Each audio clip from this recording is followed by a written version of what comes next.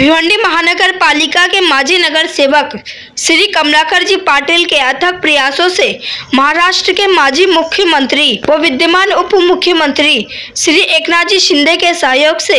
MMRDA के निधि अंतर्गत भिवंडी स्थित कामत घर के वाड़ाला देवी तालाब के पास शिवाजी नगर चौक से नीरामई रोड तक RCC रोड का भूमि पूजन आज दिनांक 21 जनवरी 2025 को भिवंडी महानगर पालिका के माजी नगर सेवक श्री कमलाकर जी पाटिल व शिवाजी नगर के स्थानिकों द्वारा बड़े हर्षोल्लास के साथ किया गया। आज के इस कार्य से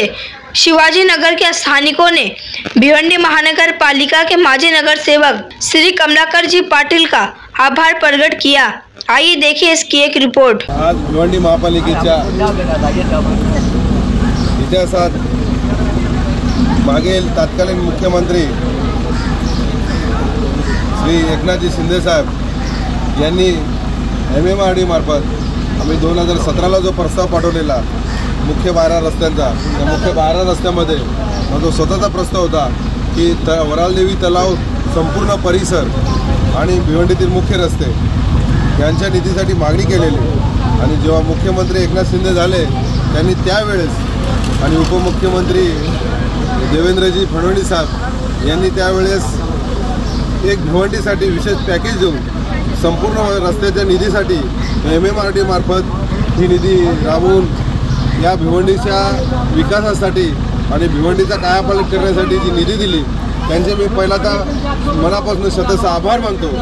ह्या रस्त्याचा विलंबन याच्यासाठी झाला की ह्या रस्त्यात मुख्य ड्रेनेजची लाईन होती, ती ड्रेनेजची लाईन टाकण्यासाठी वेळ झाली आणि काही कारणास्तव काही लोकांनी आपापल्या परीनं इकडे तिकडे कामं चालू केलं, इकडे लेट झाला। परंतु लेट जरी झाला तरी रस्त्याचं काम पूर्वत्वात होते यासाठी आम्ही कालच मुख्यमंत्री यांचे सहाय्यक सचिव प्रभाकरजी यांना फोन करून विनंती केली की आपण तात्काळ काहीही करून युद्ध पातळीवर काम चालू करायचं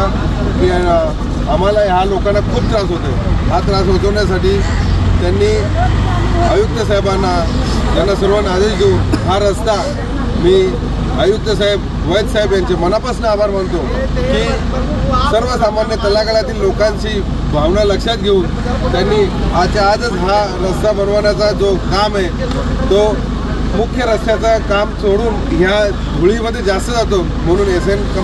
SNB नवीन इन्फ्रास्ट्रक्चर कंपनीवाल्यांना सांगितलं की पहिला ह्या रस्त्याचं काम चालू करा आणि ह्या लोकांना न्याय द्या, म्हणून मी त्यांचे आयुक्त साहेबांचे मनापासून आभार मानतो। आणि हा रस्ता नवीन मेरिको कंपनीला विनंती करतो की त्यांनी एक महिन्याच्या आत हा रस्ता पूर्णत्वात करावा, कारण येणारा आमचा साईबाबा उत्सव मंडळ साईबाबा मंदिराचा उत्सव फार मोठा आहे, त्या उत्सवा अगोदर हा रस्ता झाला निश्चित आशीर्वाद नगर, फेनागाव, मानसरोवर, श्रमिक नगर ह्या रस्त्याला हा जो मुख्य रस्ता आहे ह्या मुख्य रस्त्याला येणारे जाणारे आणि विशेष म्हणजे जवळजवळ 10 ते 12 हायस्कूल आहेत, या हायस्कूलमधली मुलं चिखलातनं मातीतनं जात होते।